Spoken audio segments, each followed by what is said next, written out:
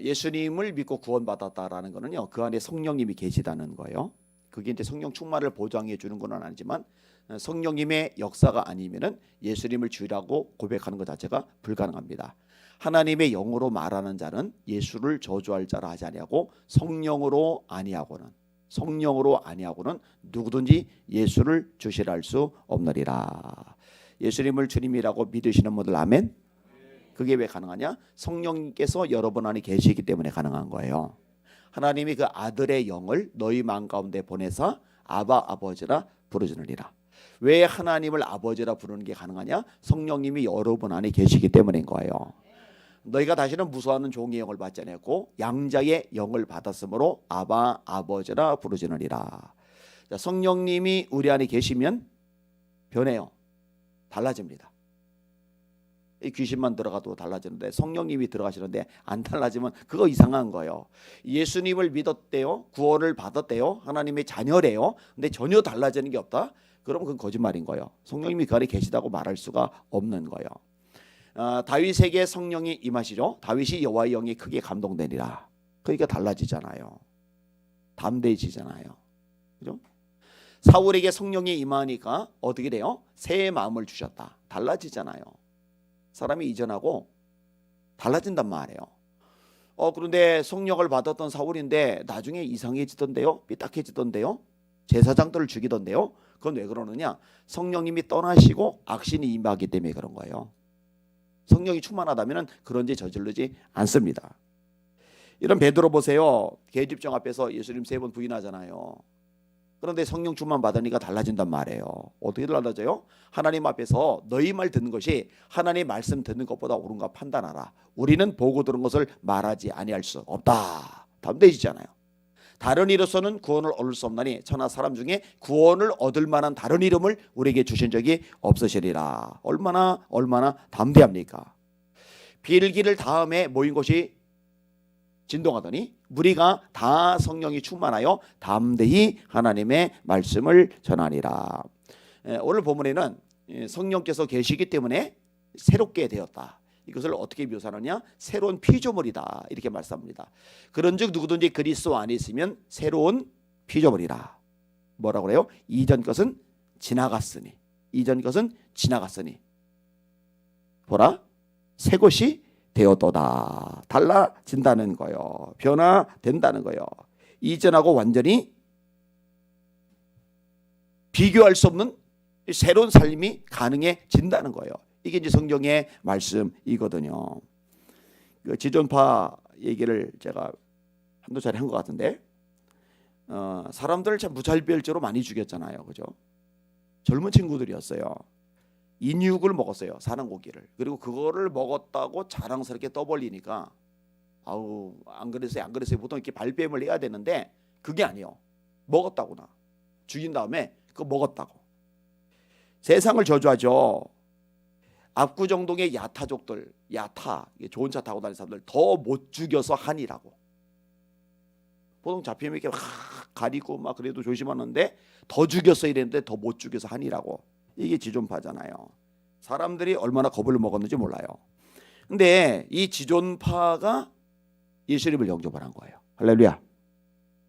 기적이 발생한 거예요. 1471번 김현양. 이 교도소에서 예수님을 만나고 나서요. 어떻게 되는지 아세요? 그 다음부터는요. 사람 죽여야지, 더 죽여야지. 이렇게 눈이 뻘겋던 사람이요. 전도해야지. 영혼 살려야지. 그래서요. 감옥에 갇힌 사람들을 전도를 하는 거예요. 근데 여러분 이게 감옥 안에도 이렇게 서열이 있다면서요. 이렇게 살인 같은 거 저지른 사람이 이렇게 좀 더 이렇게 취급을 받고 뭐 이런 거 뭐. 근데 지존파 하면 뭐 세상을 떠들썩하게 했던 무시무시한 집단이잖아요. 그래서 전도를 꽤 했는데 혹시 지존파라서 그냥 믿는다고 한 거 아닌가 생각도 얼핏 드는데 그 인간적인 생각이겠죠. 30명을 전도를 했어요. 그리고 그래도 가족이 있으니까 영치금을 넣어줬잖아요. 돈이 생기면은 그걸로 주석 성경을 사서 자기가 전도한 사람들에게 주는 거예요. 이렇게.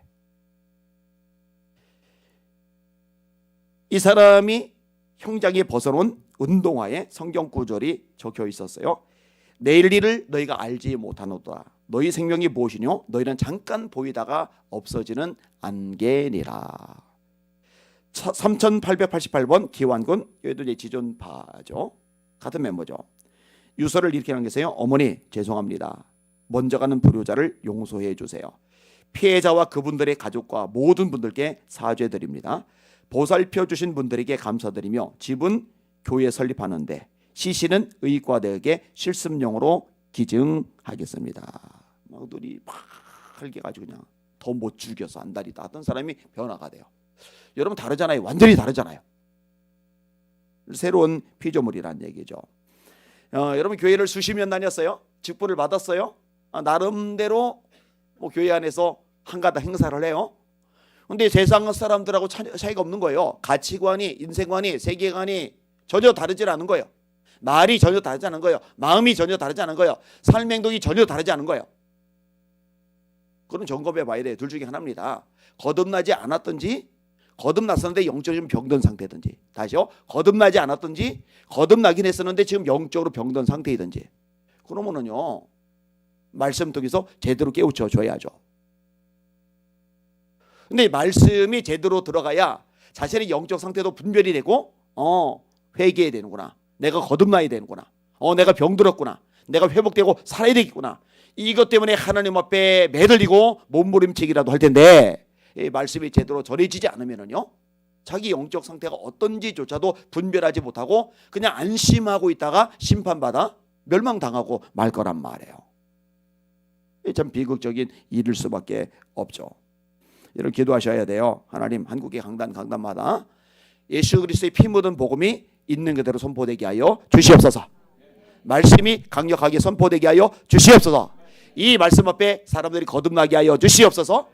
새로운 피조물, 이전 것은 지나갔으니 너희가 이제는 어둠이 아니다, 주 안에서 빛이다, 빛의 자녀들처럼 행하라. 이 성경 말씀이잖아요. 이같이 너희 빛을 사람 앞에 비치게 하여 저희로 너희 착한 행실을 보고 하늘에 계신 너희 아버지께 영광을 돌리게 하라. 마태복음 5장 16절. 소금이 만일 맛을 잃으면 무엇으로 짜게 하려? 그 외에는 아무 쓸데없어 다만 밖에 버려 사람에게 밟힐 뿐이니라.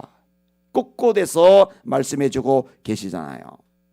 자, 새로운 피조물이 되는데요, 아주 근원적인 차이가 뭐냐면요, 하나님과의 관계입니다. 그가 그리스도로 말미암아 우리를 자기와 화목하게 하시고, 우리를 자기와 하나님과 화목하게 하시고. 그럼 이전에는 어땠다는 거요? 막힌 담이 있었다는 거죠. 원수된 관계였다는 거죠. 서신서에 나오죠. 막힌 담이 있어요. 하나님과 우리 사이에. 하나님과 우리 사이에 관계가 원수된 관계예요. 뭐 때문에 그래요? 죄 때문에. 죄는 하나님과 우리 사이를 갈라놓아 버리니까. 자, 예수님을 영접했다라는 얘기, 성령 통해 예수님을 구주로 믿는다라는 얘기는 예수님의 십자가 사건과 예수님의 부활 사건을 믿는다는 거예요. 예수님이 행하신 것을 따지면 따라합시다. 십자가와 부활. 예수님이 여러분의 모든 죄를 짊어지시고 십자가에 죽으셨다는 거 믿으시죠? 죽으셨지만 3일 만에 다시 사셨다는 거 믿으시죠? 자, 예수님의 행위는 이 두 가지를 믿는 거고, 그 다음에 예수님의 존재적인 측면에서는 또 다른 두 가지가 있다고 말씀드렸어요. 기억나세요? 예수님이 하나님의 아들이시라는 것, 예수님이 그리스도시라는 것, 이걸 믿어야 돼요. 베드로가 고백하죠. 주는 그리스도시요 살아계신 하나님의 아들이십니다. 바요나 시모나 복이 또다. 이것을 알게 하니는 혈육이 아니요 하늘에 계신 내 아버지시니라. 성령께서 알게 하신다는 거예요. 너는 베드로라. 내가 이 반석 위에 교회를 세우리니 음부의 권세가 이기지 못하리라. 하나님의 아들 그리스도. 오직 이것을 기록하면 너희로 예수께서 하나님의 아들 그리스도이심을 믿게 하려 하며. 예수님이 어떤 분인 줄 믿게 하려고 성경을 기록했다고요? 하나님의 아들 그리스도라는 거.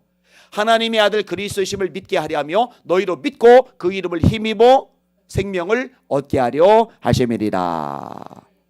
하나님의 아들 예수 그리스도 복음의 시작이다. 복음, 하나님의 아들 그리스도 예수, 이걸 믿게 하는 거예요.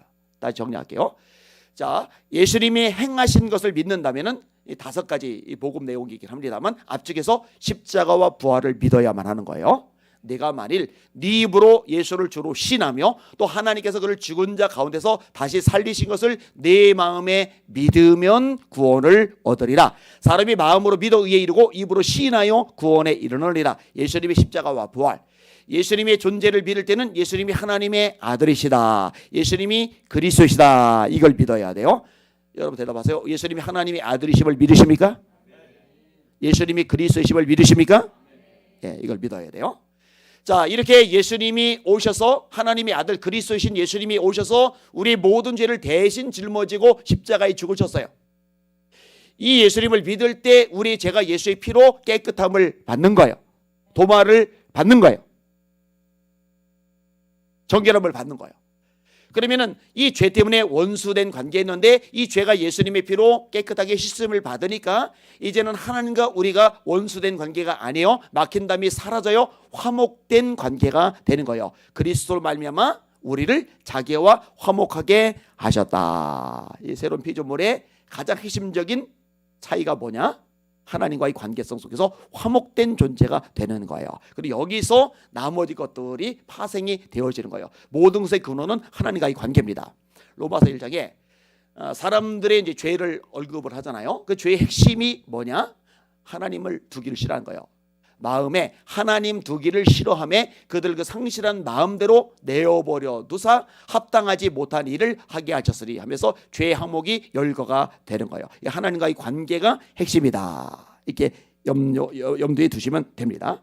자, 그러면은 새로운 피조물이 된 우리들에게 주신 엄청난 사명이 있어요. 그게 뭐냐면은 이제는 우리가 아직 하나님과 원수된 관계에 있는 사람들에게 가서 복음을 전해서 예수님의 피로 죄사함 받고 그들도 하나님과 화목된 관계를 만드는 것, 이게 우리에게 주어진 최고의 사명, 엄청난 사명이라는 거죠. 자, 18절 19절 읽겠습니다.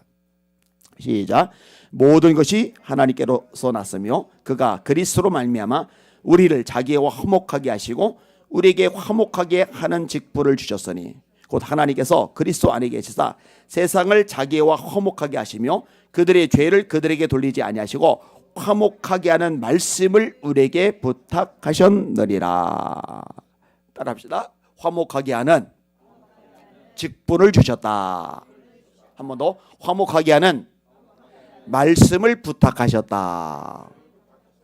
새로운 피조물 됐냐? 너희들 이제 하나님과 관계가 회복되었어? 그러면은 너희들은 이전의 세상 사람들과 전혀 다른 삶의 가치와 목적을 지녀. 너희들은 그들이 전혀 알 수 없는, 그리고 그들이 그렇게 살아갈 수 없는 아주 특별한 사명을 가지게 된 거야. 그게 뭔지 알아? 화목하게 하는 직분이야. 화목하게 하는 말씀을 너희들에게 부탁하셨어. 이게 예수님의 지상 명령인 거죠. 예수께서 나와 일러 가라사대 하늘과 땅의 모든 권세를 내게 주셨으니 그러므로 너희는 가서 모든 족속으로 제자를 삼아 아버지와 아들과 성령의 이름으로 세례를 주고 내가 너에게 분부한 모든 것을 가르쳐 지키게 하라. 여러분들 예수 전하시길 바랍니다. 이거 해야 돼요. 예수 전하셔야 돼요. 예수 자랑하셔야 돼요. 너희는 온 천하에 다니며 만민에게 복음을 전파하라. 믿고 세례를 받는 사람은 구원을 얻을 것이요 믿지 않는 사람은 정죄를 받으리라. 주님의 말씀대로 행할 일이죠. 이거 빠지면 안 돼요. 사도행전 11장 99절입니다. 그때에 스데반의 일로 일어난 환란으로 말미암아 흩어진 자들이 베니게와 구브로와 안디옥까지 이르러 유대인에게만 말씀을 전하는데 그 중에 구브로와 구레네 몇 사람이 안디옥에 이르러 헬라인에게도 말하여 주 예수를 전파하니 주의 손이 그들과 함께 하심에 수많은 사람들이 믿고 주께 돌아오더라.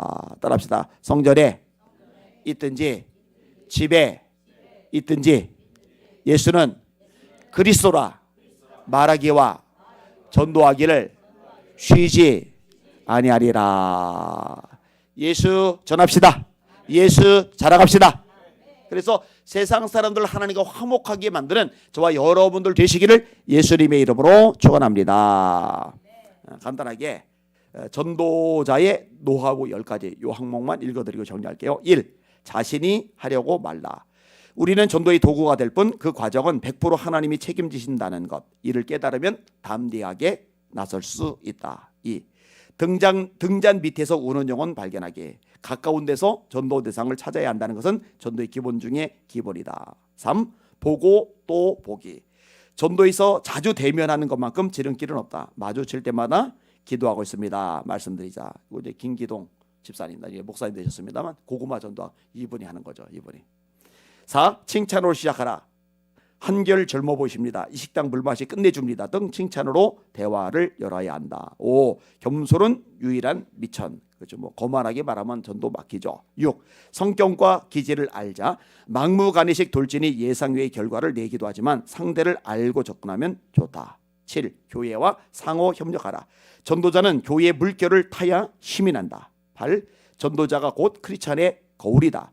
크리스찬이 모두 성인이 될 수는 없지만 전도자들은 상대방의 눈에 크리스찬을 대표하는 사람으로 비친다는 것을 명심해야 한다. 다시 말해 개차반으로 살면서 전도하면은 이건 100% 안 됩니다. 9. 내가 먼저 성령을 체험해야. 전도의 가장 중요한 것은 전도자가 진정으로 성령을 체험한 후 그 기쁨을 전하지 않고는 못 빼기겠다는 열정을 갖는 것이다. 10. 영혼을 진심으로 사랑하라. 전도 대상자가 천국의 생명책에 기록되게 하겠다고 결심하라.